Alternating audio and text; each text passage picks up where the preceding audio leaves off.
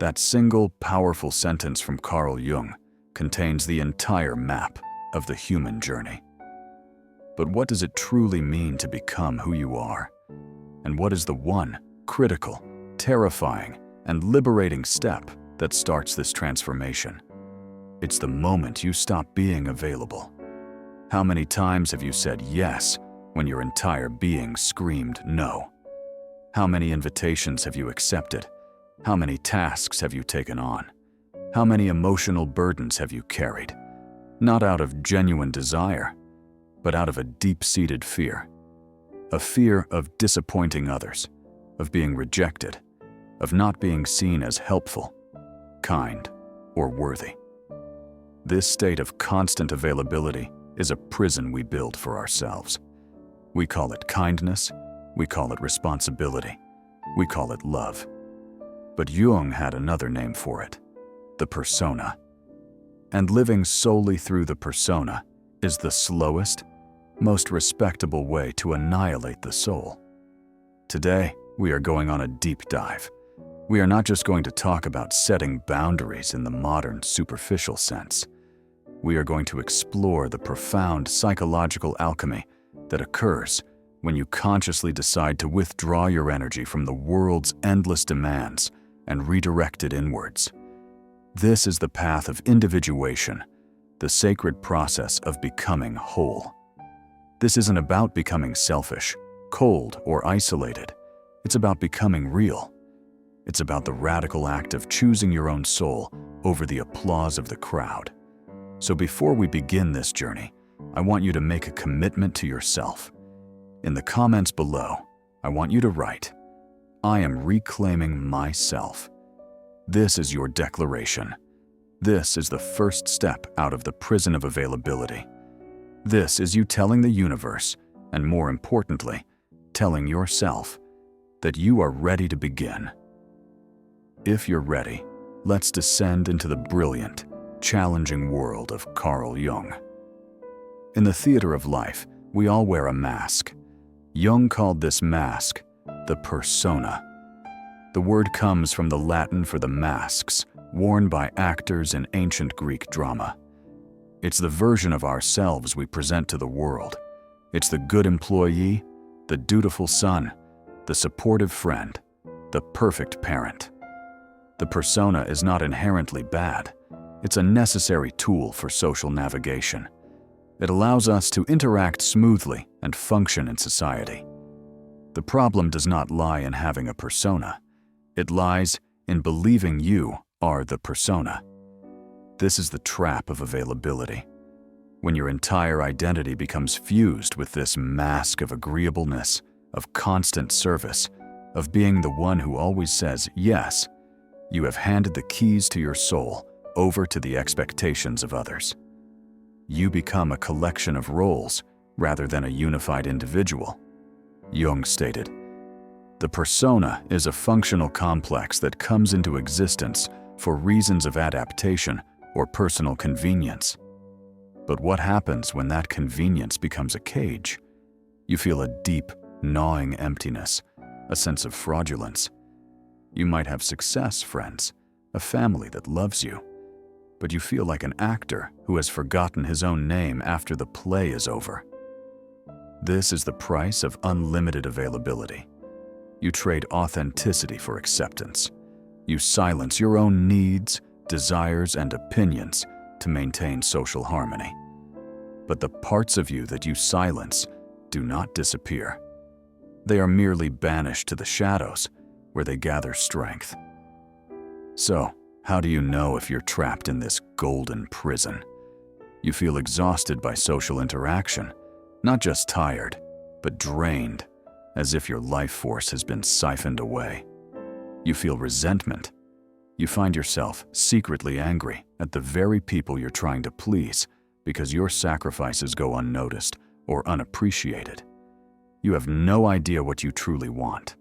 When faced with a choice about your own life, your career, your hobbies, your dreams, you draw a blank. Your internal compass has been recalibrated to point only to the needs of others. The first step in this journey is a radical act of self-awareness. It is to acknowledge the mask, to look in the mirror and understand that the pleasing, ever-available face staring back at you is not the entirety of who you are. It is only the beginning. And breaking free means we must turn and face what we've been hiding behind the mask. We must face the shadow. When you decide to stop being available, you will get a visitor. This visitor is not friendly. It is everything you have tried to suppress. It is your shadow. Jung described the shadow as the unknown dark side of the personality. It contains all the parts of ourselves that we have deemed unacceptable to our conscious mind and to our persona.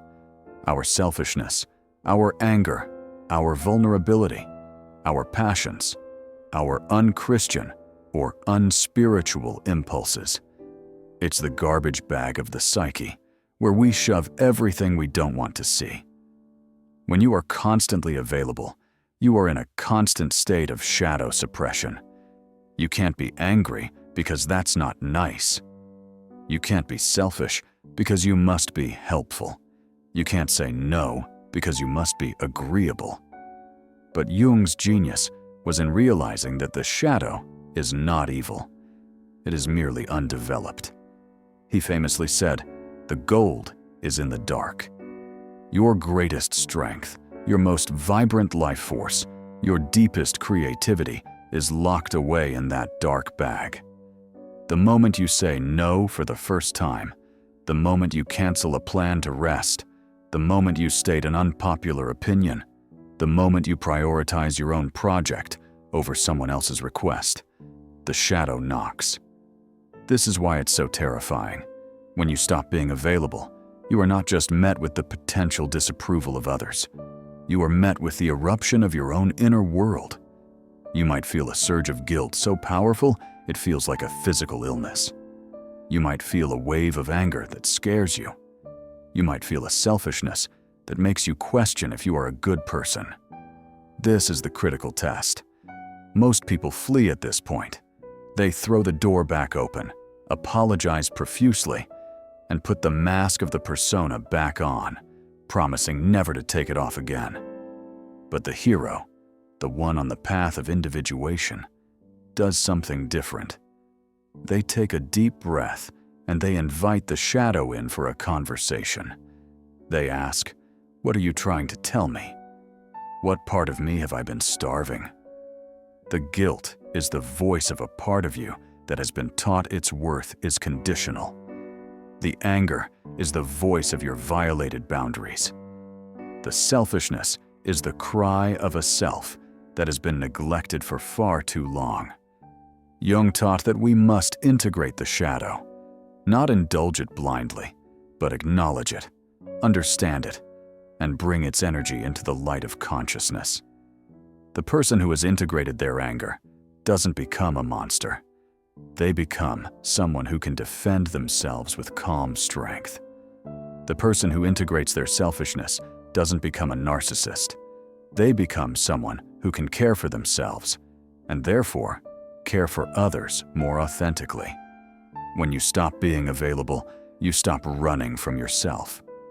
You begin the holy work of integrating your own darkness, and in doing so, you finally have a chance to become whole. There is a painful, unavoidable consequence of becoming unavailable. Your relationships will change. Some may even end.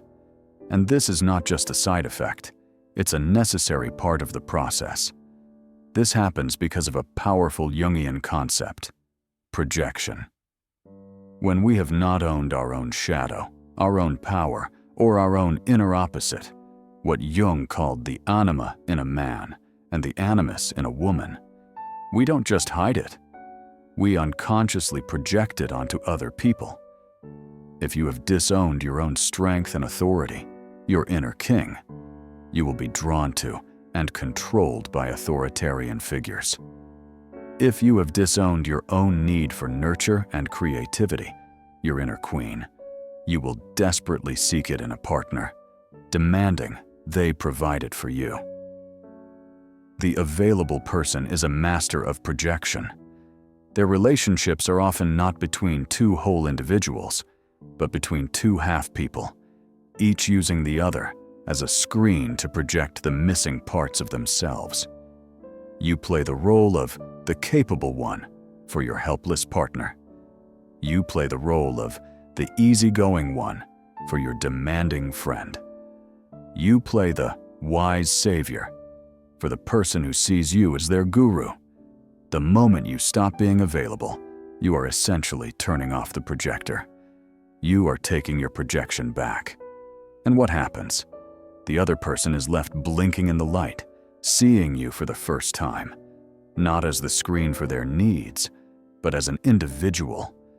And they are forced to see themselves without the prop you provided. It can be brutal.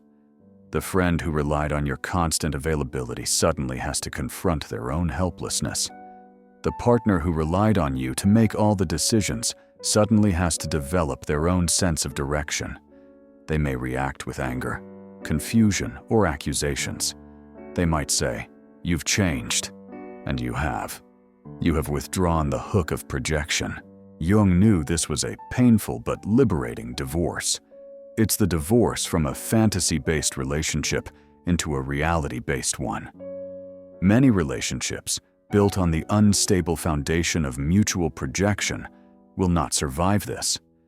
But the ones that do are transformed. They are reborn into a connection between two whole individuals who are there by choice, not by need. And you make space for new relationships to enter your life that are based on authenticity from the very start. When you stop being available, you stop asking others to carry the parts of you that you refuse to carry yourself. You become responsible for your own wholeness, and in doing so, you give everyone around you the gift of doing the same. We have arrived at the heart of Jung's entire life's work, the ultimate reason to stop being available. It is to embark on the journey of individuation. Individuation is the process of becoming an individual, that is, undivided. It is the journey of integrating the conscious and the unconscious, the persona and the shadow, the ego and the self, to become a psychologically whole person. It is, as our opening quote stated, the process of becoming who you truly are. This is not a self-improvement project. It is not about becoming a better version of yourself. It is about becoming a more real version of yourself. Jung saw this process as a form of alchemy. Ancient alchemists sought to turn lead into gold. For Jung, this was a metaphor for the transformation of the psyche. The lead is our raw, unconscious, fragmented self, trapped in the demands of the persona and haunted by the shadow. The gold is the individuated self, a state of wholeness, meaning, and connection to something larger. The fire that fuels this alchemical process is conscious suffering. It is the tension you feel when you say no. It is the discomfort of sitting with your own shadow. It is the grief of letting go of relationships that were holding you back. When you are constantly available, you are constantly avoiding this fire. You are dousing the flames with distraction, with the approval of others, with busyness. But in doing so, you keep your psyche in its leaden state. Choosing to become unavailable is choosing to step into the crucible. It is the deliberate choice to embrace the tension. Jung wrote, "There is no coming to consciousness without pain. People will do anything, no matter how absurd, to avoid facing their own soul. This path requires immense courage. It's a journey taken largely alone. While therapists and wise friends can be guides, no one can walk into the fire for you. It means prioritizing solitude. You must create space to hear your own inner voice, away from the clamor of the world's expectations. Listening to your dreams. For Jung, dreams are direct messages from the unconscious, showing you what is out of balance and what needs attention. Following your own unique path.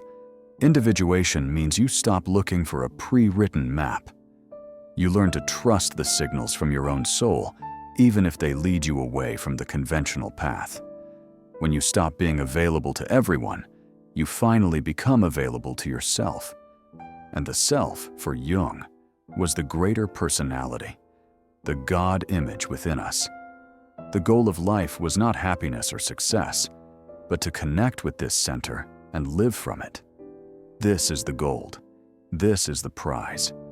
There is a beautiful paradox at the end of this journey. When you master the art of being unavailable, you finally learn how to be truly available. The person trapped in the persona is not really available.